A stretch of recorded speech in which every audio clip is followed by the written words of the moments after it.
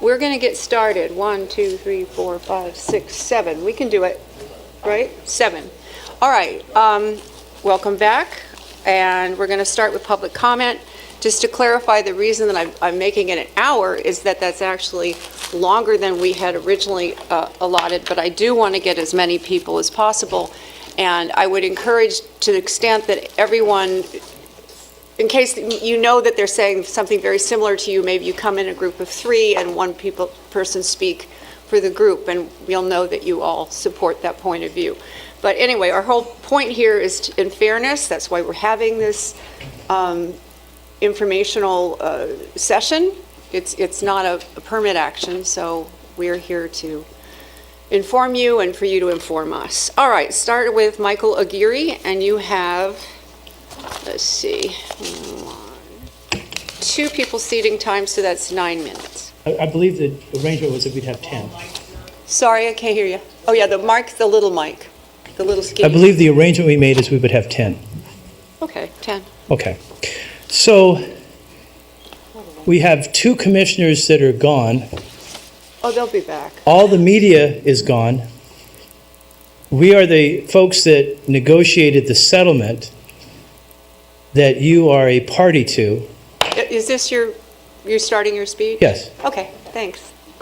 That you are a party to, and you held us over till the lunchtime, no doubt knowing that all the media would disappear. But that's okay. That's kind of a crazy assumption. Well, hold on. You're not supposed to talk while I'm speaking. I can do anything I like. I'm the chair. Well, no, but you're not supposed to. You can violate the rules. Oh, I can. The rules apply to the chair like everyone else. Not quite. And during my comment, okay. You're wasting your time. If you disagree with me, you can wait until I'm done. Oh, thank you. Now, we respectfully disagree on the issue of jurisdiction. The case that was cited to you was a U.S. Supreme Court case that ruled that California could shut down all nuclear power plants, future nuclear power plants, because there wasn't storage. They found that to be constitutional. Now, we sidestep the issue of jurisdiction because in the settlement agreement, there is no issue of jurisdiction. And this is why. The good folks at Southern Cal Edison agreed that the parties acknowledge that they have a shared interest in relocating the song spent fuel.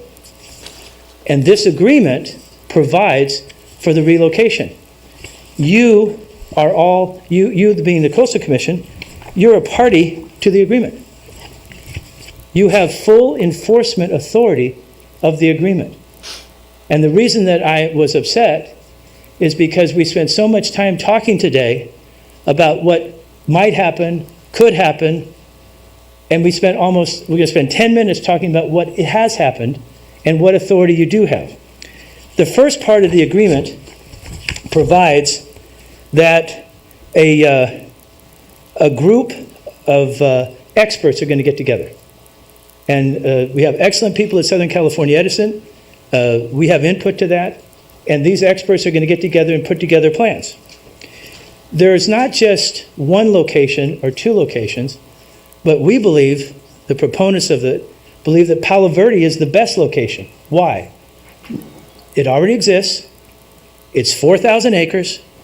It's already storing and producing nuclear waste to provide California with electricity. Right now, every day, it sells us electricity. It stores the waste there. California entities own about 1/3 of it. Southern Cal Edison, SCAPA, and CMUA own about 1/3 of Palo Verde. If we knew in 6 months we were going to have some geological event or some major event, and we only had 6 months to move the waste, it would be moved to Palo Verde. The rail travel is accessible. We have rail experts that we brought in to help us, and I want to emphasize this. We work cooperatively with Southern Cal Edison. We don't always agree, and most of the times we disagree. But this issue is so important because it's a game changer. If there's something bad that happens at San Onofre, there's no do-overs. This is it. You have full enforcement authority. And I'm asking you to have a workshop with us so that we can go through in greater detail what your authority is. But Section 8 of the agreement, H of the agreement, and it's on page 10, the parties agree that the commission, you, is a third-party beneficiary of this agreement and may enforce certain provisions. And the provisions are the provisions that require that there be a strategic plan, a conceptual plan, experts put together, and efforts made to see if we can get Palo Verde, amongst others, and I'm perfectly supportive and really appreciate our friends from Carlsbad, New Mexico, but to see if we can get Palo Verde to take this. And what we need your help with is, you know what CMUA is, you know what SCAPA is, you know what Southern Cal Edison is. If we can talk them, not Southern Cal Edison, but if we can talk CMUA and SCAPA into supporting us, that gives us a 30% of the interests of the folks at the Palo Verde plant. The Palo Verde plant is 4,000 acres. It can easily accommodate the 1,800 tons that we're talking about. The people that did the WIP, which is the facility that's in Carlsbad, the man that did that work to transport that there was one of our experts. And he's hopefully going to be one of the experts that worked on this. We have the lady that was the former chairperson of the Nuclear Regulatory Commission. We're putting her forward to be one of the experts. A man named Tom Isaacs, who was a primary advisor to the President's Blue Ribbon Commission. We were putting him forward to be on it. So what do we have? We have industry people that are good people who are committed to carrying out this agreement, which is the first of its kind in the country. And we negotiated and insisted, and Southern Cal Edison graciously agreed to have you all have full enforcement authority. We have enforcement authority, but you have full enforcement authority. We're not going to be around that long, but you will be. And so what I'm saying to you is this: if this isn't the most challenging decision that you face as commissioners, I think we'd all be hard-pressed to figure out which is more. This landed in your lap. There's no jurisdiction issue. You have jurisdiction to enforce the agreement. And the judge in the case retained jurisdiction. I don't think we'll need it because I think Southern Cal Edison will work with you cooperatively. But everything you heard this morning, which is all good information, and our dear friend Michael Layton from NRC is doing an excellent job there, we can all work together. But we need you administratively. We need your bureaucracy. We need your infrastructure. We need you to master the terms of the agreement. We need your lawyers to not give narrow and constrained interpretations of the law. You could decide not to put nuclear waste on the beach because it's inconsistent with the Coastal Act, period. Period. Forget about safety. You know how they got around it in the Supreme Court case? They said cost. There's no permanent site for storage, so if we build more nuclear plants and there's a problem, we won't be able to pay for it. Now, I know you have many other things going on. Many of you are other elected officials, you have businesses, you have other responsibilities, but you are executives. And the first obligation of an executive is to do what needs to be done in the most critical area. We have this much waste on the beach. We have a way to cooperatively work with Southern Cal Edison. We don't have to worry about any jurisdictional issues. We don't have to worry about any fighting. We can bring together in California, which is very consistent with our tradition, we can bring together the forces that we need to get this thing moved. Palo Verde or New Mexico. Those are really the two major options right now. So what am I asking you to do? Set up a subcommittee of your members that are interested, 2 or 3 members. Have that subcommittee have a workshop with us. Let us go through the details, meet with our experts, work with our people, and help us get this thing done. we're going to need the cooperation. There's no act of Congress that's needed to get this done. That's not true. There's no act of Congress that's needed to get this thing done. There is an amendment to the permit. There is a license that's needed if we go to New Mexico. But Edison's already agreed to do the things that are already in the agreement. So you don't need anything more than that. All you need to do is work cooperatively with Edison in good faith. And we need to find, right now, the money's there. Right now, the money's there. The money, you don't want the money to leave and still have the waste there and then have no money. One of the things the agreement provides for is the possibility of going back and asking for the CPUC to initiate rates again so we can raise some more money for the decommissioning process. Now, this was not something you asked for. We acknowledge that. But the Coastal Commission is one of the premier agencies of the state. I was in law school at UC Berkeley when the Coastal Commission was created, and I worked on the Ecology Law Review, and I remember how thrilled everyone was, just thrilled that action was being taken to preserve our coastline. Please, please set up a subcommittee of 2 or 3 members and have that subcommittee meet with us, meet with the Edison folks, and help put together an enforcement plan that works with Edison and that helps to make sure we've institutionalized the enforcement of the agreement. Thank you for your courtesy. Thank you. Donna Gilmore? And you have a person ceding to you, so that'll be 6 minutes. Yes, thank you. Thank you for having this meeting and this information. We need accurate information to make decisions with, and I'm not sure that the Coastal Commission had those decisions or that information at the time. One of the special conditions that you have is that this needs to be transportable. Now, Edison at the recent Community Engagement Panel meeting said that they were going to destroy the spent fuel pool. I looked through what you approved, and there's no mention in what you approved that they were going to destroy the pool. It talked about decommissioning.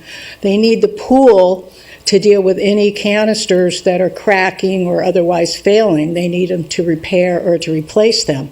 If they remove the pool, you will not have that. Now, I spoke to Mike Layton before the meeting started, and he said, yeah, you would need either a pool or what's called a hot cell, a dry storage building, and they won't have that either.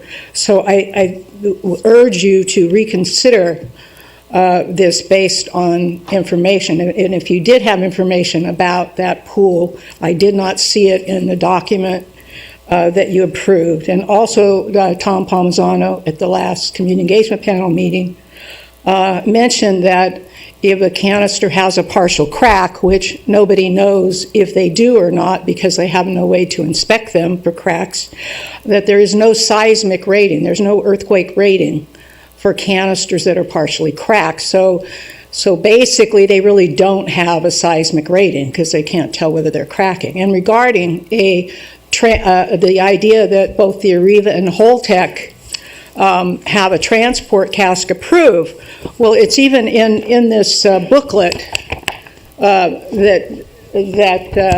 the NRC just gave us. It says, in addition to having that approval, there's a number of safety determinations that need to be made before you can ship it. One of those is NRC regulation 10 CFR 71.85 requires that the canisters need to be intact. Well, they have no way to determine if a canister's intact. There is a Diablo Canyon canister that we know has all the conditions for cracking. It's in a similar environment as San Onofre with the coastal environment. So the evidence is there that they could be cracking. We don't know if they have cracks. They can't be transported with cracks. So therefore, your transportable requirement can't be met. No, you have no authority over picking a container. I totally agree with you. But you have requirements. You have user requirements, so to speak. They have to meet them. You can't tell them how to meet them, but they need to meet your requirements. Let's see if I left anything out here. let's see. And the permit they have right now is a storage permit. It's not a transport permit, so that's separately. That's separate. The transport cast that was approved for the Holtec, the new one, it doesn't allow crack canisters to be transported. It doesn't even allow unloading of the transport casks, which is really crazy.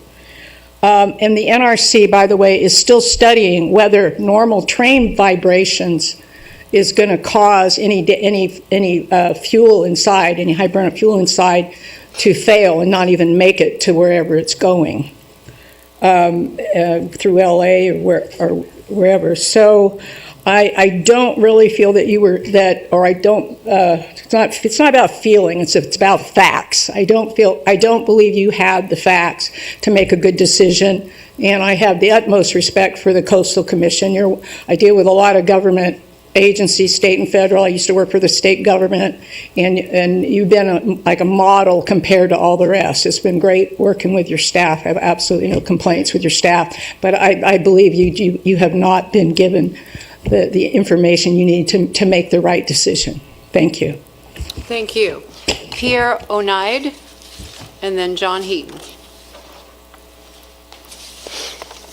Good afternoon. My name is Pierre Oneid, Chief Nuclear Officer for Holtec International, and I'm here to inform you of our private initiative to develop, license, and operate a central interim storage facility in southeast New Mexico. And that would be to host used fuel from commercial reactors in the U.S.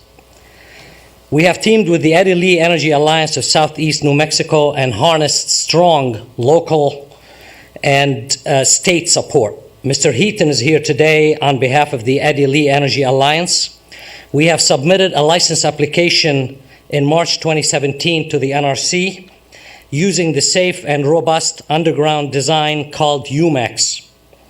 We fully expect to receive a license in 2020, as you heard earlier here today, on the potential for that. We believe the facility can be open for business, ideally, in 2022. And with contingency, 2025 at the latest. This facility will be able to host all types of fuel from nuclear plants in the U.S. The key challenges are funding and engaging DOE. There's much energy on the Hill regarding this subject, and that is where we ask your support and the support of the community. Thank you for your time, and I'm certainly happy to answer any questions the commissions may ask. Thank you. John Heaton?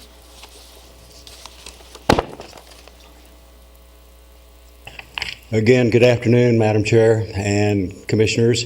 I am John Heaton, and I'm Chairman of the Eddie Lee Energy Alliance, which is a consortium of 2 cities and 2 counties, Carlsbad, New Mexico, and Hobbs, New Mexico, as well as Eddy and Lee County. We originally formed ourselves to apply for the GNEP project, which has since gone away, but we bought 1,000 acres in order to be able to do that. And so now that that has gone away, we were dormant for some period of time, and when the Blue Ribbon Commission on America's Nuclear Future came about, it became very apparent early that interim storage, centralized interim storage, was going to be one of the centerpieces of their recommendations. And so, recognizing that we thought we had the ideal location for an interim storage facility, it's desert terrain, it's very dry, it's seismically very stable, it's 35 miles from any population. It really is an ideal location in many, many ways. We have utilities that are there at the site. We also have rail that's very close to be able to bring that to the site, and the transportation for spent fuel will be by rail. And so we expect that we will have everything that's needed for this facility. We also have a population that's nuclear trained. Because of the WIP project and Urenco in the neighborhood, we have many, many people that are well trained in the nuclear industry, and they would be certainly an advantage to having that facility there. So the other thing that is really important is that because of WIP and because of Urenco, we have what I call extraordinarily high nuclear IQ in the area. They really understand what's going on. And so after educating ourselves and visiting the various sites and visiting Holtec, visiting Areva, visiting other sites, it became clear to us that the Holtec system was the best, the safest in the world, without question. And so we immediately moved into a contractual relationship with them, and so that is ongoing. We believe also we have finally, our biggest asset, I think, in the area is the support we have from the communities. We have resolutions from the cities and the counties. We have a letter from Governor Martinez that was sent to then Secretary Moniz supporting the project heavily. And we also have 2 memorials that were passed by the Senate and the House and the state supporting the project as well. So with that, I will just tell you that we are excited about it in the community, and we think it's a great project for not only us, but the country, yourselves. And we only ask for your help to help us with some of the congressional activity that's going on. We need your support in a big, big way to make that happen. Thank you very much. Thank you very much. Marni Magda, and then Ray Lutz. Good afternoon, Madam Chairman and Commissioners. Thank you so much for this opportunity. I'm Marni Magda of the CEP panel, San Onofre Task Force of the Sierra Club. I'm here today because Glenn Pascal gave me the mallet now, and 2 years ago he was here saying, we want to see the permit granted. We believe that second IFAC is the best place for something we wish didn't have to be, but does, because the government has not taken the fuel away. There's not room on the original IFAC. There have to be 2. It's the safest place. We want to reiterate that position. We believe that the canisters that are ready to be loaded need to be out of the spent fuel pool just as soon as possible, because spent fuel pools are much more dangerous than dry storage. We also want you to understand that nothing can be moved from San Onofre until it's in a dry canister. This idea of moving anything to Palo Verde, until it's in dry canisters, nothing moves. I also want you to know that Palo Verde was turned down the canisters already officially. They've already said, no, we don't want it. And you just heard Michael Layton of the NRC say that it isn't legal to take the canisters to a hot reactor. It's too dangerous. Oh, you didn't say that? Oh, I'm sorry. I thought I heard you say that. Okay, my mistake. I'm not hearing correctly either. Wishful thinking. Sorry. Okay, I don't want them there.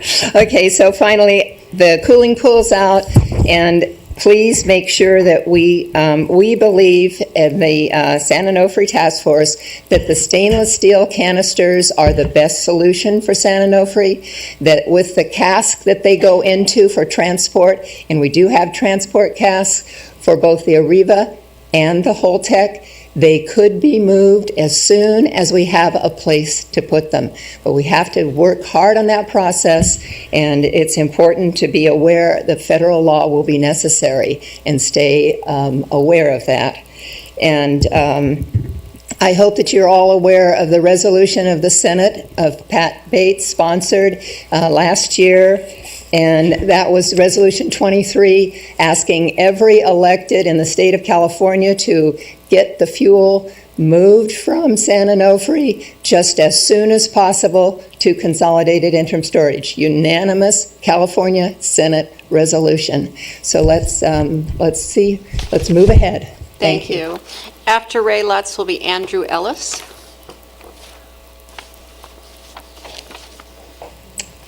Hello, thank you very much. My name is Ray Lutz with Citizens Oversight.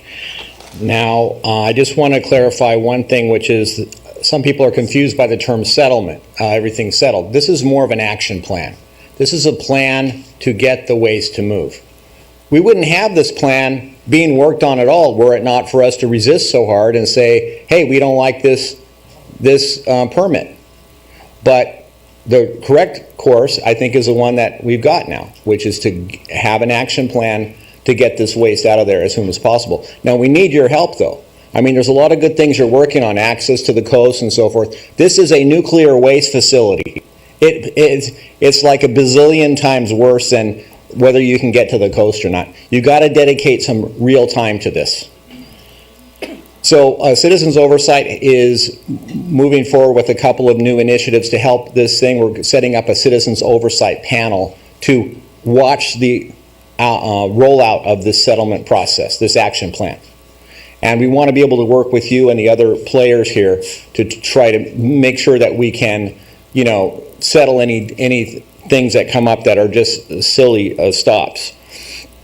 The other thing that we're working on, and I'm going to talk to the Holtec folks here, these canisters that they have designed were just short-term fixes because they expected Yucca Mountain to be open by 1998. And so they're really not good enough for this longer-term storage. So we are looking at the 1,000-year cask challenge. We want casks to be able to last for those first 1,000 years of the around 250,000 that we're looking at. But it doesn't look like a geologic repository is coming down the pike anytime soon. So this is why we call it HELLS, HELLSS, maybe appropriately named. Hardened, extended life, local, we don't want to move them all the way across the country, and surface storage. So we're going to be pushing for this type of storage solution that is a little bit better than what Holtec has right now, but we hope that we don't delay things in the process. One thing that wasn't discussed, a good option, ship transport. There's a way to put these on ships and avoid any kind of political concern about don't take it through my yard.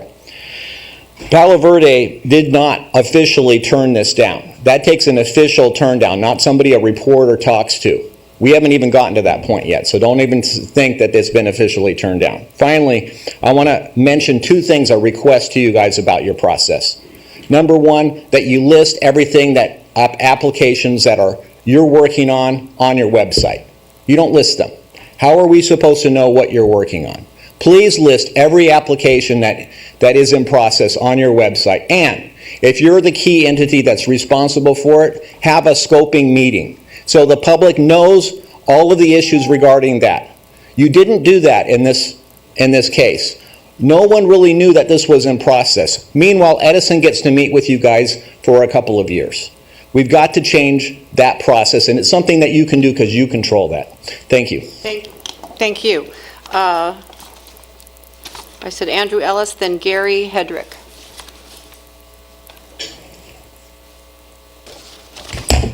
Good afternoon. My name is Andrew Ellis, and I'm with the Climate Reality Project. I'm from Glendale, California. I've traveled down here to Chula Vista today to talk to you about the storage plan for the spent nuclear fuel rods at the San Onofre nuclear generating station. The Coastal Commission permit requires that that the canisters that we store the fuel rods in the dry storage facility be transportable. That's your permit, your requirements. So what I'm suggesting to you today is that these canisters are not transportable if they are cracked. Under Nuclear Regulatory Commission guidelines, you cannot transport cracked canisters. If Southern California Edison is not able to monitor whether these canisters are cracked, nobody's going to let you put those canisters on a train, a ship, or a truck and take them through their communities. So I'm asking you today to reconsider your permit. You have the authority, you have jurisdiction, you are a party to the settlement, and we would like to ask respectfully that you consider the fact that these canisters that the operator of Southern California, the operator is planning on putting these fuel rods in canisters that cannot be transported. The other thing is that the operator on September 14th in 2017 at the Community Engagement Panel admitted to us that they can only inspect 50% of the surface area of the canisters, the bottom area of the horizontal storage systems at the dry storage facility that's currently at San Onofre. I would suggest to you folks that an aging management plan that only inspects 50% of the surface area of your canisters is not and aging management plan. Thank you for your time today. Thank you. Gary Hedrick and Lori Hedrick, are you guys speaking together? Okay. Great. Good afternoon. My name's Gary Hedrick. My wife and I... Do you want 6 minutes? Is that yes, thank you.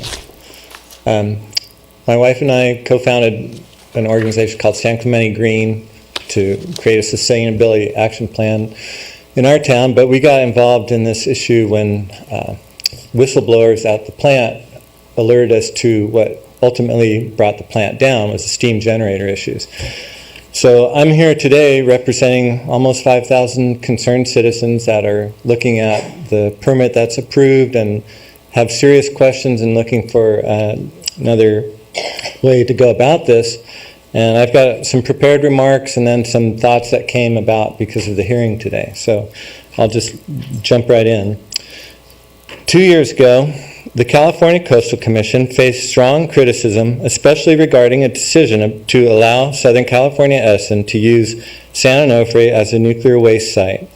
Since then, the CCC has had a significant change in leadership, commissioners, and in particular, far less ex parte communications. The fact that you have shown an interest in this history behind this decision is a very encouraging sign. A case was made against the Coastal Commission for this decision, which was recognized by the Superior Court of San Diego as having merit. Of the many issues in question were inadequate public notice, undue influence from Southern California Edison, and the misrepresentation that they could satisfy the requirements for conditional approval. Many concerned citizens and organizations had hoped that a victory in court would force Edison to find a more reasonable solution than storing nuclear waste in what is commonly referred to as the worst place possible. Instead, there was an ambiguous settlement between SCE and the two plaintiffs which avoided having to address any of these issues. Edison committed to spending up to $4 million on a research project to explore other solutions for getting the waste safely and quickly relocated. Yet they intend to begin loading silos before having results from the research project, which might contradict the advice of experts on this critical topic. It is within your power and fiduciary duty to call for a timeout while better options are explored. Important issues must be resolved now, not only for San Onofre, but for Diablo Canyon as well. As California goes, so goes the rest of the nation, making it all the more important to do what is right.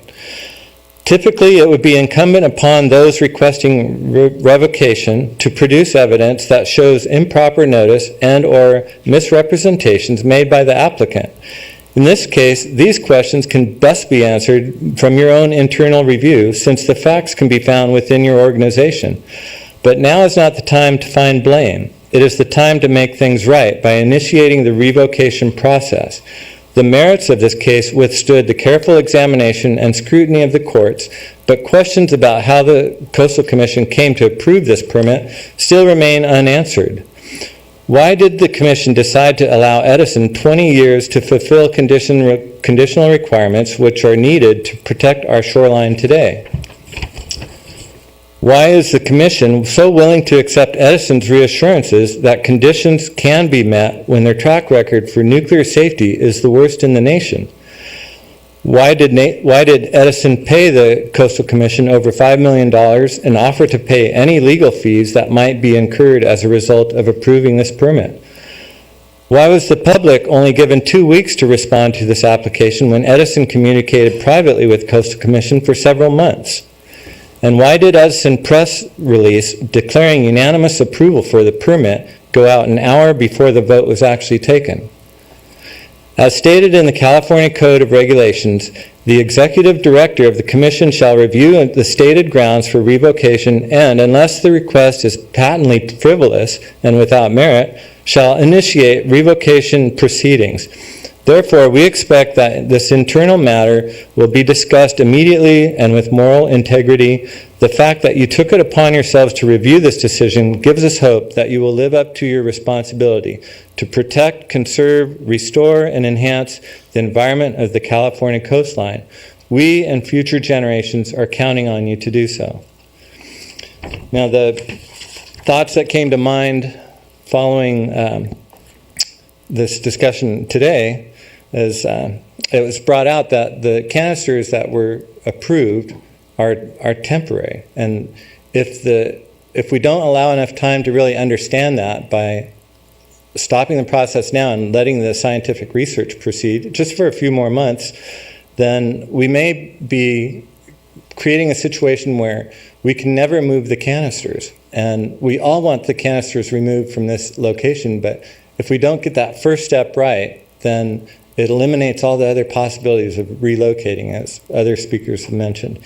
I don't think Edison will disagree with that, or the NRC, that these were intended for temporary use.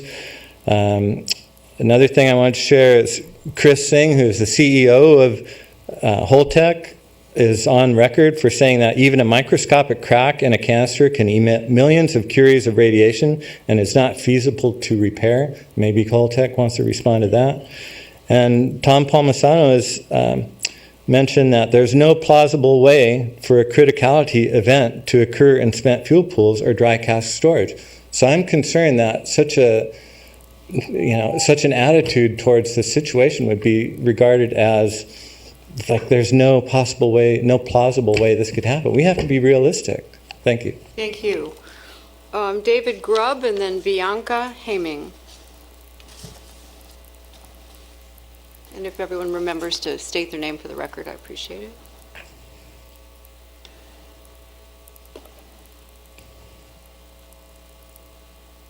Good afternoon, Chair Bochco and Commissioners. David Grubb speaking for the Sierra Club.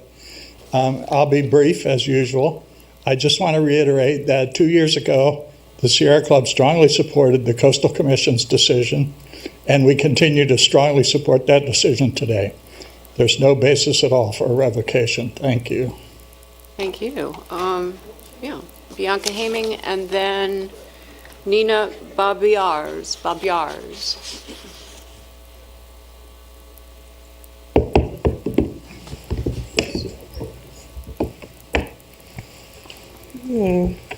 Name's Bianca Haming, and I am a resident of County District 5 here in San Diego. Welcome to San Diego. Welcome back. So thank you, Madam Chair, council members. I'm speaking on San Onofre, and specifically, I am speaking and presenting myself on behalf of a number of children. This past weekend, we had the Music for the Revolution Festival in Fallbrook, California. Had hundreds and hundreds of participants there, amazing musicians. And the kids that were attending the event wanted to have their voices heard.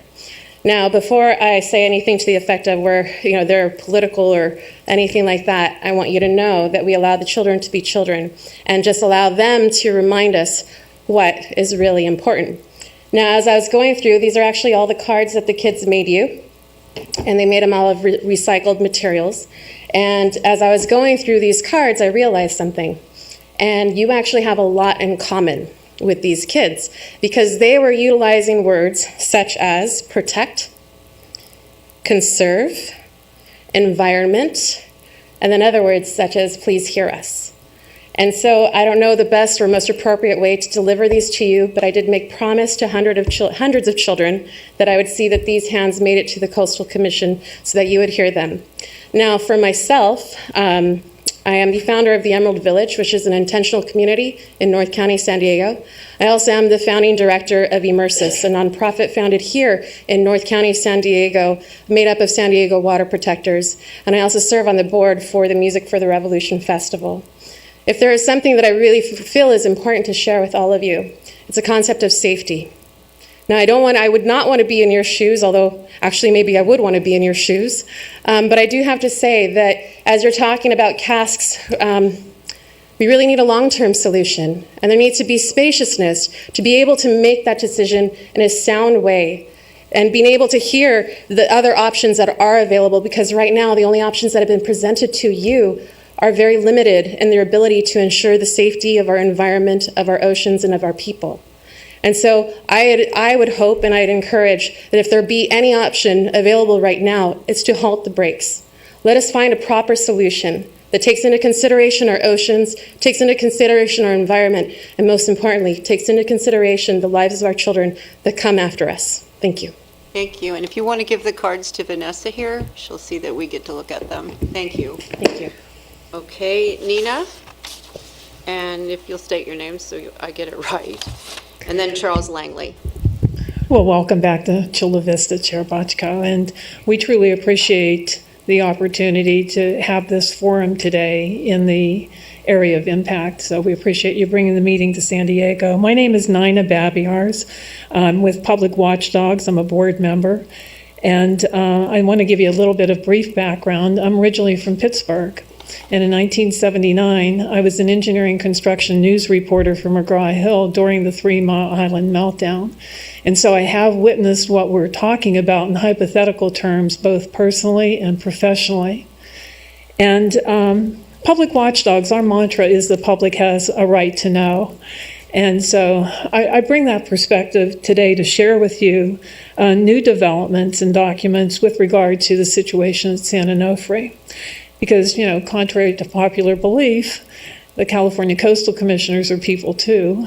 And we know you have communities and families as well. So next slide, please. Next slide. Just a brief recap. In October of 2015, the Coastal Commission granted the permit under special conditions, and special condition number 2 required that Edison implement an aging management system, not to be redundant, but we firmly believe that these were for all good reasons. And it seems logical to us that if they were all good reasons to be implemented 20 years from now, they're all good reasons to be implemented right now before and when this is put in the ground for burial. Next slide, please.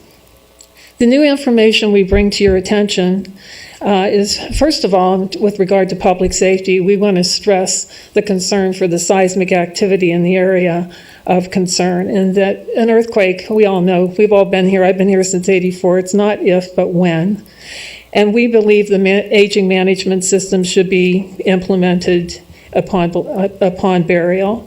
Edison admitted recently, as recently as September 14th, that they can't meet the monitoring requirements at the time of burial. The proposed technology has never been previously demonstrated.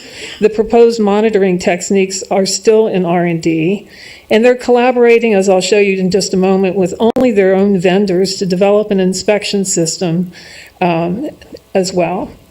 Edison's inability to develop the required monitoring has consequences, and of course it's all related to the public safety. Increased risk to public safety, adverse to the marine life, seismic activity damage that would make these cans, and that's what they are, 5/8 of an inch thick, not even the width of a dime. So the next time you give somebody change with a dime, think about that. And that songs may become a permanent storage site.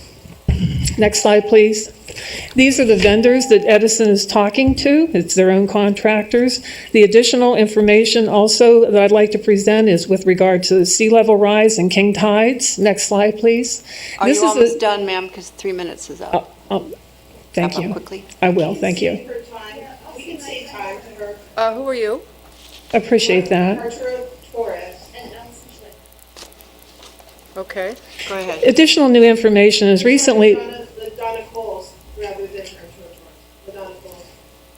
As recently as January 2016, this is a picture of the king tides that ripped the entire parking lot at San Onofre away in one day. Next slide, please. This is a picture, I took these myself. This is a picture of where that is in proximity to the site that we're talking about. I think it gives you next slide, please. This can show you exactly how, I actually walked the site off myself of where that parking lot was ripped away, which is in between those 2 red arrows. And you can see how close that is to the proposed burial site. Next slide, please. This is just a close-up. We've seen enough of this, so next slide, please. I want to just bring to the Commission's attention that with climate change, sea level rise, new information with regard to both Oceanside and Del Mar, sea level rise studies. The vulnerability and risk assessment study at Del Mar revealed projected impacts, sea level rise, storm surge, and the coastal flooding. Public Watchdogs firmly believes that on October 6, 2015, if the Coastal Commission's determination may have been different, if they had any of this information available or if the public had been properly notified. And we hope that the new information at least provides some discussion for the opportunity to amend the permit.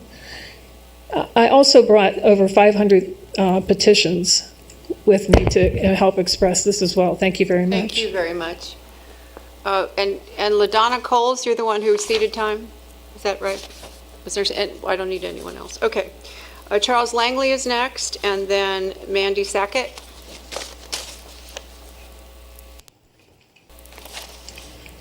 Madam Commissioner, Honorable Commissioners, I'm Charles Langley. I'm the Executive Director of Public Watchdogs, and I'm here to represent 500 petitioners. You have a copy of the petition requesting that this permit be revoked or suspended. And next slide, please. There's a couple of reasons why we believe this should occur. And the first is that we don't feel the Coastal Commission gave proper notice for the public to respond in the original hearings that occurred. Second, and Gary Hedricks touched on this, Southern California Edison actually sent out a press release while the public was still up here testifying against this nuclear waste dump. And the press release said that it was a unanimous vote. That shows to us that Southern California Edison communicated with the commissioners in advance and basically agreed in advance that this would be a unanimous vote. So it appears, and this wasn't your commission, this was the 2015 commission, but it appears that a unanimous vote was prepared in advance. And then secondly, I'd like to offer that I believe Southern California Edison knowingly misled the commission and left out critical pieces of vital information. And I believe that had the commission been aware of this information, they wouldn't have come to the same vote or the same decision. Next slide, please. This is the way Edison portrays their system. Next slide. That's what they really look like. They're 5/8 inch thick steel. That can's about 25 feet high. Next slide. That's where it's going to go, 108 feet from the beach. Next slide. This is a close-up. Next slide. This is what we see when we look at those satellite photos. And the reason I've got eggs up there, next slide, is because if you do an exercise in proportional mathematics, you find out that these steel canisters would literally be eggshell thin if you shrunk them down to the size of an egg using proportional math. Not only that, the thickness of these steel canisters wouldn't even be allowable under agricultural regulations on how thick an eggshell should be. They're actually a little bit thinner. Next slide, please. So they're going 108 feet from the beach in a tsunami inundation zone on top of an earthquake fault in the middle of 8.5 million people. This is a very dangerous situation. Next slide, please. Finally, we believe the settlement to move the waste will not move the waste. We believe it is more or less a sham, and my time is up. Thank you. Who are you? Okay, go ahead, sir. Okay. We're concerned about the settlement to move the waste. First, there was a lot of publicity that went out that said this was a settlement that would move the waste, and I'm grateful that Ray Lutz, plaintiff for Citizens Oversight, corrected that this morning and said this is about a plan to move the waste. What concerns us is that this settlement really doesn't have too many teeth in it. If you actually look at the settlement agreement, these are commitments from Southern California Edison to look for potentially another location that might be a little bit better. And they're obligated to look at only 2 locations. And it's going to be very difficult to move these out of state. But I'd also like to talk very briefly about the geology at San Onofre. Our geologist, Robert Pope, was unable to come today. He had a flat tire coming down. And we wanted to draw your attention to factors that may have prevented the issuing of the permit in 2015. And one of those is a very fragile geology directly under San Onofre and this independent spent fuel storage installation. We have documents showing that there are fault lines that permeate the entire site that have gone unreported. And what we'd like to do is submit those documents to the Coastal Commission. And I'd also like to know if there's a formal way we can request in writing that this permit be suspended and that it be put up for a vote pending further study and additional hearings. Okay. Someone with staff who would like to talk to him about how he files a revocation later, not right now, but you can talk to them. Chris Peterson, you want to do it or together? Anyway, all right, just then sit with them for a few minutes when we're done, and I will. You'll find out how to do it. Deference to others, I will end here. Thank you. I appreciate that so much. Mandy Sackett and then Torgen Johnson.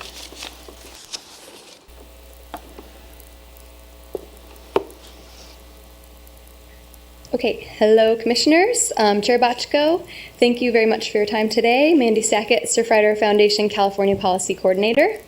Surfrider Foundation's chapter network has 79 chapters in the U.S., including our South Orange County and San Diego County chapter. They're both involved in advocating for the safe removal of spent nuclear fuel at San Onofre. As you know, Southern California Edison now has 3.6 million pounds of spent nuclear fuel rods at Songs within 100 feet of the beach. The LA Times recently described the site as deep pools of water and massive concrete casks confining high-power gamma radiation with other forms of radioactivity emitted by 890,000 spent fuel rods that nobody wants there. Surfrider is opposed to permanent storage of radioactive waste at Songs and are advocating for safe removal as soon as possible. We firmly believe that the nuclear waste must be removed from the dynamic coastline. Residents and visitors in Orange County and San Diego County deserve a safe and protected coastline. There are 8 million people residing in the vicinity, and it's directly adjacent to one of the U.S.'s busiest highways. Surfrider has met with federal congressional representatives in Washington, D.C. and in the district. We've met with local officials and have engaged our network in the community to request outreach to federal decision makers. We are asking city councils to reach out to their federal decision makers, and now we'd like to ask the Coastal Commission to join them and the local jurisdictions to write a letter and encourage federal decision makers to find a permanent storage solution.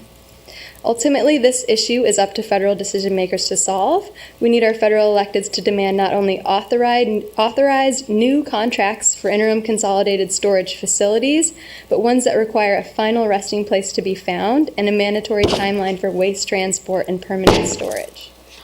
There must be a process that is responsive to community insight and concerns, but also looks at the issue in a realistic nationwide level. Federal legislatures should push for a nationwide storage plan. It's critical that Congress identifies a resolution for when this nuclear waste will be permanently removed. Surfrider does not profess to know the best place for storage, but we demand an immediate plan for siting and removal of waste with a firm timeline attached.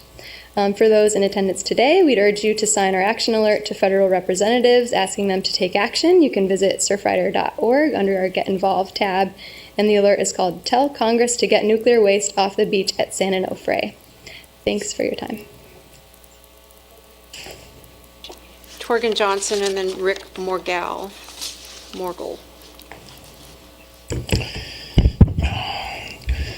Torgen Johnson, Solana Beach. I'm a Harvard-trained urban planner. In 2013, I took a trip to Japan with a former chairman of the U.S. Nuclear Regulatory Commission to meet with former Prime Minister of Japan, Naoto Kon, on a series of conferences. And the first stop was at the Lawyers Association of Japan in Tokyo. And the Lawyers Association wanted to discuss a couple issues. One of them was how to define nuclear accidents as human rights violations because of the huge impacts and irreversibility of these accidents, contamination of land, which would be directly within your jurisdiction, which is, forget the radioactivity, just think about the deprived use of entire swaths of coastline from even one canister leaking at San Onofre. They were also very curious about how the public worked successfully with their elected officials at the local and state level. We spoke at about 5 different locations there in Japan and touching on these issues. What's very important here and in Japan, because they have the same convoluted web of regulations really created by the industry and their lobbyists to exclude the public from any meaningful participation. 3 minutes at a microphone here after a decision's already been made through ex parte meetings is an ineffective way to engage an informed, intelligent public that includes people like Dr. Tom English, who dealt with spent nuclear fuel policy over at Caltech and JPL and Scripps Institution of Oceanography. He spoke at your last California meeting at the County Administrative Center here in San Diego. He was very clear that this was a terrible idea to permit this fuel here. Edison, Holtec are private companies. The other entity in New Mexico that was talking about taking the fuel was a company that had financial problems. Imagine this fuel is being sent on a 1,000-year journey in these canisters that are welded shut to communities that have no idea how dangerous this stuff is and how fragile these canisters are. So from a moral position, we need to open this discussion up, not just to the California public, but to all communities that are going to be receiving this fuel. The Prime Minister of Japan had a number of lessons, and my wife and I invited the Prime Minister and funded a number of conferences, about 8 in all. And the Prime Minister, I could reduce it down to a few key lessons. Number 1, severe nuclear accidents happen, plan for them. Number 2, they're so severe when you deal with the amount of fuel that we're talking about at San Onofre, despite what Edison tells you, despite the reassurances that there's no problem. He said, I almost lost Japan as a viable nation. He said, we were hours away from issuing an order to evacuate metropolitan Tokyo, and that's an area of over 50 million people. And where would they go? Yes, please. Okay, please. So I think what's important is to understand when you negotiate in ex parte meetings excluding the public, you're dealing with an entity that has a very casual attitude about risk and about safety, public safety. When you talk about nuclear accidents, especially with this much fuel on the beach, this is exactly your jurisdiction. It's the coastal zone. There's groundwater that runs underneath the site. It's the reason for all the bluff slides that happen north and south of the power plant. There's records. I have records. I'll share them with you. 700 feet of bluff that just starts slumping. It's groundwater moving underneath the bluff, and it's also the instability of the bedrock underneath. You have not been presented all the facts. The public has a lot of facts to share with you. And they come from experts who were involved in the power plant. Some of them spoke back in 2012. The man who designed the domes spoke out against the facility being there any longer. But what's very important is that you engage the public as you go forward. I say exercise your authority. Open up a public discussion, revoke the permit. That forces a broader discussion. It forces Edison to be more accountable to the public that pays for everything and then suffers from the consequences of accidents created by these experts. The entire framework that we're talking about here, the design, engineering, construction, regulation, the laws at the federal level, were all created by experts that completely excluded the public. It's very important as we move forward, and I agree with what I heard with Ray Lutz and Attorney Aguirre. We need a process going forward that's intelligent, responsible, and honors the fact that these public agencies like your own, we're here to protect the public interest, not private profit. Cutting corners on the fuel and the storage is protecting private profit over the public interest and public safety. Public safety, in this case with nuclear fuel, is dovetailed with access to the beaches because of the nature of these radiological accidents. They are far-reaching and they spread as far as the wind blows. This is what the Prime Minister of Japan said. This is what a number of other nuclear experts that I met in Japan said. This is what victims that escaped the disaster told us, who came here and spoke on our behalf, the public's behalf, at a number of city council meetings up and down California, these families that had evacuated Japan. So I urge you, don't believe everything you've been told through ex parte meetings. Engage the public. Bring in gentlemen like Dr. Tom English, who's an expert on nuclear fuel. Bring in other people like the chairman who tried to implement a 12-point safety program after Fukushima for U.S. reactors that were similar to the ones in Japan, was turned down by the U.S. Nuclear Regulatory Commission's commissioners. The worst safety record commissioner is now the chairwoman of the U.S. Nuclear Regulatory Commission, just so you know. Thank you. Thank you very much. Bill Alley, and then Rosemarie Alley. Are you speaking on behalf of Rosemarie as well? My name is Rick Morgul. I think you said that I was next. Yes, here you are. Go right ahead. Thank you. Thank you for the opportunity to speak. My name is Rick Morgul from Ramona, California. There's a lot of things that the Commission could do to help relocate the spent nuclear fuel off the coast of San Onofre. I'm only going to bring up one. There's a lot of possibilities.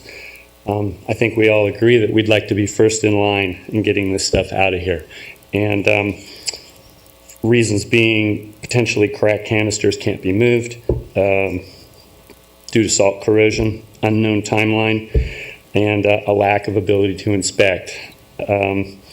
So I'd like to suggest that the Commission attempt to declare or make some kind of declaration that the nuclear waste stranded on the coast have first priority when determining what type of fuel or when the fuel is going to be moved to an interim site or even a permanent site. Currently, the way the setup is that it's the oldest fuel gets moved first. We don't want that, obviously. We want the stranded fuel that has its biggest impact.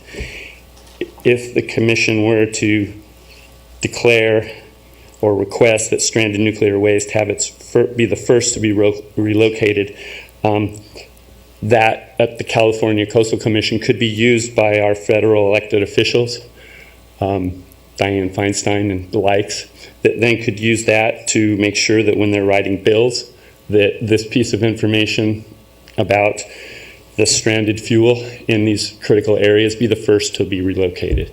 And I know there's some discussion about or concerns about the Commission talking about safety issues, and well, we don't want to say there's any safety related or radiation related concerns. We can't say anything about that. Well, there's a lot of things that this fuel is impacting that isn't radiological that could be used to justify why you want it moved sooner rather than later, such as the sand erosion is not being performed at the place where the canisters are being stored. There's no beach access in this particular location. There's no coastal habitat in the spot where the SFC is going to be located for however many years. You could remove the seawall that's there. None of those are safety, or I should say radiation related. So you have full power to make a declaration and say, hey, federal government, we want our stranded fuel to be moved first because of the fact that we're amongst 5 million people, or because of the fact that we want the seawall removed, or the fact that we want sand to start being generated in the spot where the SFC is going to come or be removed. Please put us in the front of the line by taking action. Thank you. Thank you. Bill and Rosemarie Alley? How much time would you like, since there's two of you? 3 minutes. Oh, That's thank great. you. Okay. Great. Yeah, I'm Rosemarie Alley, and I co-authored the book, Too Hot to Touch, The Problem of High-Level Nuclear Waste, that was published by Cambridge University Press in 2013. While we must make every possible effort to get this waste off the beach, too much focus is being given to the hope that another state will take it. Let's look at the record. There have been several times that a community has volunteered to host a facility for storing spent nuclear fuel.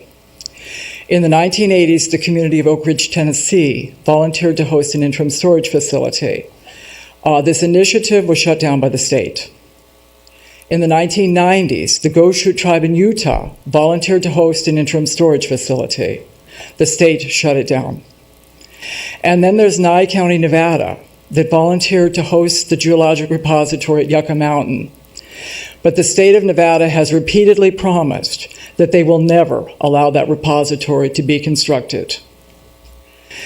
The most recent attempt to construct an interim storage facility was with waste control specialists in Andrews County, Texas. A few months ago, they withdrew their license application from the NRC, stating cost, and San Antonians speaking up and saying, "No way will you transport the country's spent nuclear fuel through our city." Hobbs, New Mexico is now seeing big dollar signs. They want to store all the country's spent nuclear fuel and the high-level defense waste. But New Mexico residents have no intention of their state becoming the country's nuclear waste dump. In lieu of the record, the probability of another state taking San Onofre's nuclear waste becomes a lot like wishful thinking. We cannot afford to get into a holding pattern of waiting to see if another state will solve this problem for us. Of course, we must pursue it, and we may get lucky. But meanwhile, we must have a backup plan. Involved parties and state officials need to begin right now looking for another place, a safer place on Camp Pendleton or another place in California to store this waste, because it's going to take a long time to accomplish this. Thank you very much. Thank you. Krista Gostenhofer? Second half. Oh, you want your rest of the half? Okay. Yes. Go right ahead. Thank you. I'm Bill Alley, for the record, and thank you for allowing me to talk. I co-authored the book, Too Out to Touch with Rosemarie Alley. I was also in charge of the U.S. Geological Survey studies of Yucca Mountain from 2002 to 2010 when it was closed down. And my message is very simple and really kind of adds to Rosemarie's message. And I think it's very difficult for people to really envision now that given the history of high-level nuclear waste, that suggests the following scenario. And that is that when Edison's 20-year ISPC permit is expiring, they're going to want it renewed because they just need a little more time. And so 20 years becomes 40 years and so on. And that's the kind of history we've had with nuclear waste. Actually, it just kind of perpetuates itself. To circumvent this, the Coastal Commission, I think, needs to send a very strong message to Edison that the 20-year license will not be renewed. And the waste must, at a minimum, be moved to a safer spot at Camp Pendleton. And this planning for this needs to begin now so that there's no excuses. So you've got 20 years to work with here. I think basically it's important not to be distracted from a plan B. I mean, all these other ideas are fine to pursue, but you don't want to be distracted from having a backup plan, which we have not had to this point in time, and which actually Yucca Mountain, we did not have a backup plan for a repository either. Just to say a few words, another example is the Palo Verde is a red herring. First of all, they have a very non-controversial nuclear power plant there. They certainly don't want to see their citizens rise up because California is going to send their nuclear waste to Arizona. Second of all, since they operate this waste and they deal with it on a regular basis, they know something that a lot of people don't seem to know, and that is that it's an open-ended process. So it's not like sending them waste for 20 years and then you can send it off to wherever it goes. They recognize that it's an indefinite process. So there's no harm in asking, but you should realize that almost all of these situations are going to be shut down by the states themselves. The locals may be very, very interested in it because they're used to that kind of thing, like in Lee County, New Mexico. But more than likely, the citizens of Santa Fe are going to have something to say about waste transported through their state. So, thank you very much for your time. Thank you. Well, we're now at 1 hour and 10 minutes. I was going to keep this to 1 hour. I feel like Is there anybody who has something to say that hasn't been said? I know this is so important, and it's not only, technically difficult, it's emotionally difficult. So if anybody just feels you haven't heard what you needed to hear, come right ahead. My name was next. So Okay, I called your name, but I think you're going to be the last speaker unless we hear from somebody who's got an immediate... Okay, all right, go ahead. I think she's here. I'll try and keep it really brief. Can you hear me? Yes. State your name, please. Krista Gostenhofer. The permit was really fast-tracked. It was below the public knowledge. The people of California and this country are not aware of this nuclear waste dump. I can just tell you that straight out. Everyone I speak to is absolutely shocked that the California Coastal Commission permitted this nuclear waste dump 100 feet from the ocean in an earthquake tsunami zone on very high, right next to a highly trafficked railroad and freeway in an earthquake tsunami zone. It's like boggling. I'm just wondering how deeply you've looked into the documents and the permits and all of this stuff. The cans are only guaranteed for 25 years. The concrete encasement is only guaranteed for 10 years. It's boggling to me. And the permit is full of promises from Edison. Edison promised when they built the plant that they would get the stuff out of there. They have not fulfilled that promise. This permit is full of more promises that in 20 years they'll figure out how to deal with, unexpected events. And they'll find a place to take it. Maybe they can find a place. Anyway, it's a very flimsy permit. People tell me that the California Coastal Commission has no jurisdiction over nuclear waste, but you approved a permit. So, on so many levels, this is dangerous. For the future, for now, everything. So I'm appealing to your sensibilities, your moral integrity, and your common sense. And I'd like to ask you to suspend the permit. Give yourself 6 months to look into the details of all of this. This is a decision that will have consequences for thousands of generations. Nuclear waste has no boundaries and no time frame. So I would just like to reiterate my friends here, people who suggested that you suspend the permit. Give yourselves time to review this. Those cans should not be loaded with the current plan, as stated by Edison. Thank you. The lady in the front row will be our last speaker. What's your name? My name is Madge Torres. Okay, Madge.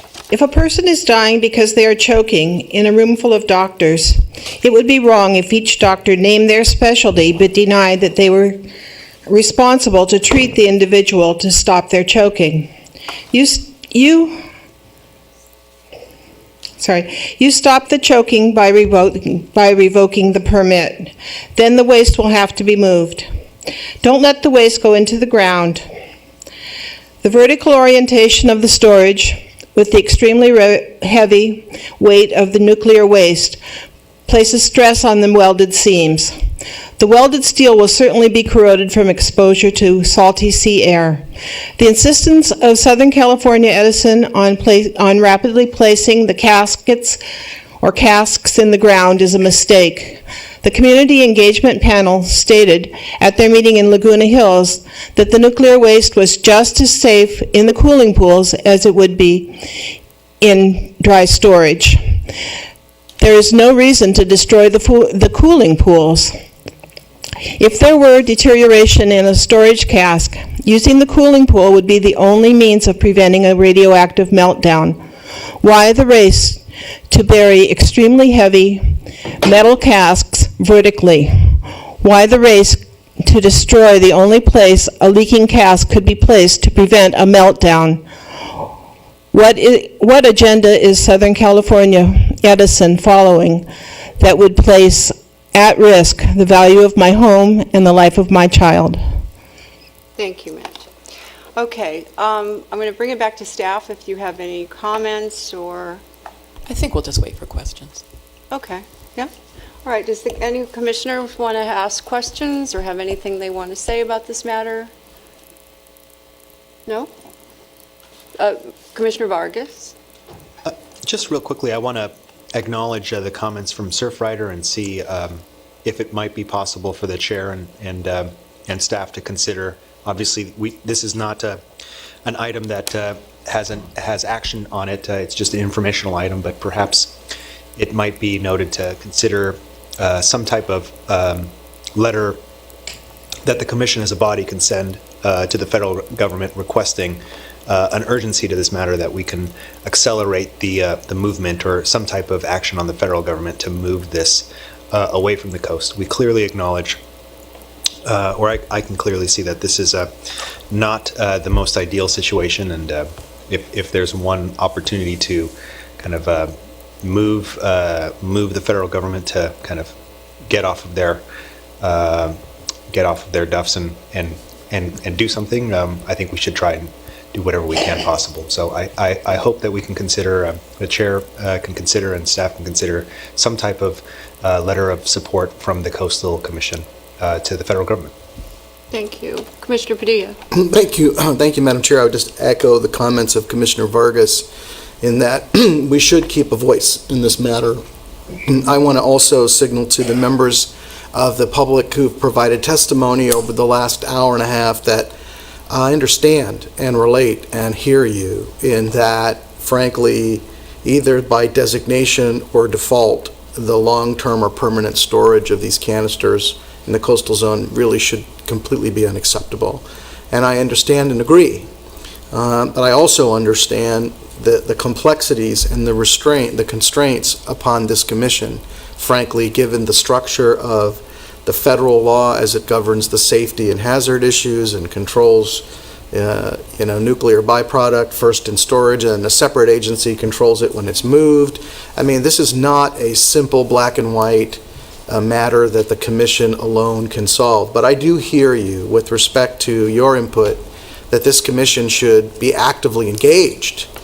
And I would echo those sentiments, and I would second wholeheartedly the suggestion of my esteemed colleague.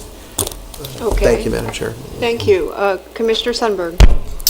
Thank you, Chair Bochco. So in Humboldt County, we have this exact same situation almost, not the scale, but we have the canisters and they're buried in the steel and the concrete, and it's, we've been very interested in getting them away from the coast and out of Humboldt County, but we've, after debating it and having PG&E who has the facility there, there's just nowhere else to take it. So if there was an option, some other option, we would have definitely jumped on it, but it's very, very difficult, and there's just nowhere else to take it right now. So I understand exactly what everybody's going through, and we've completely dealt with the same situation. So it's really tough, but I do like the idea. If there is something we can do, if it's a letter or what have you, then I'd definitely be in favor of that. Okay. Because that'll help us also. Okay, thank you. Commissioner Peskin? Thank you, Chair Bochco.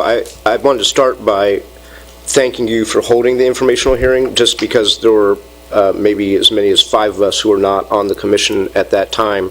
And as somebody who in my college days went and protested the Diablo plant, we absolutely get it. I also worked in Nevada for years as Senator Reed and his Republican colleague fought Yucca Mountain for years. So I concur with the woman with the book who said, this is going to be, nobody wants this stuff. And the most important thing, I think, and I want to thank the community, is for us to continue to be involved as a commission, not at 20-year intervals, but at shorter intervals, to hold all of the various players' feet to the fire. So I would welcome these informational hearings on a repeated basis, so that we can hear about progress, that we can show everybody that we're serious, and that will help inform decisions we make along the way.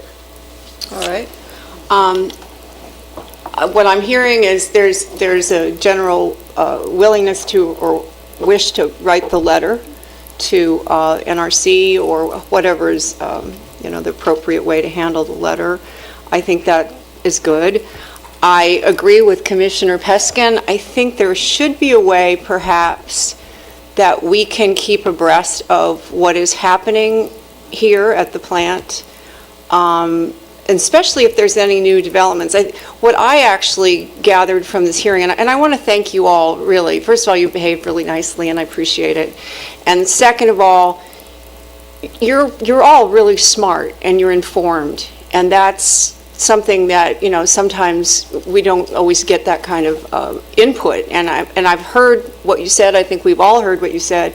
And there seems to be issues that perhaps that we as a commission should be discussing with you as a staff, just to get some of our questions answered, And I don't know what the best procedure, I don't want to do it all today, we don't have time, but, whether we should submit questions to you in writing that you can answer, or, you guys just let us know, because I had a few questions about some of the things that were said about dry versus, and particularly about this cracking issue. I mean, it does sound very difficult. The last thing we need is to wait for 20 years and it all dries out in there, and then you can't move it because you can't prove it's not cracked. I mean, that would be terrible.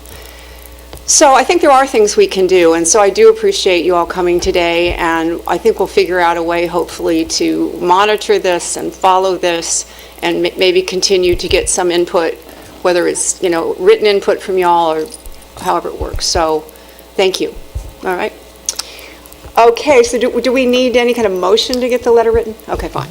No. All right. So that would conclude 9A for today. Thank you again. Okay, moving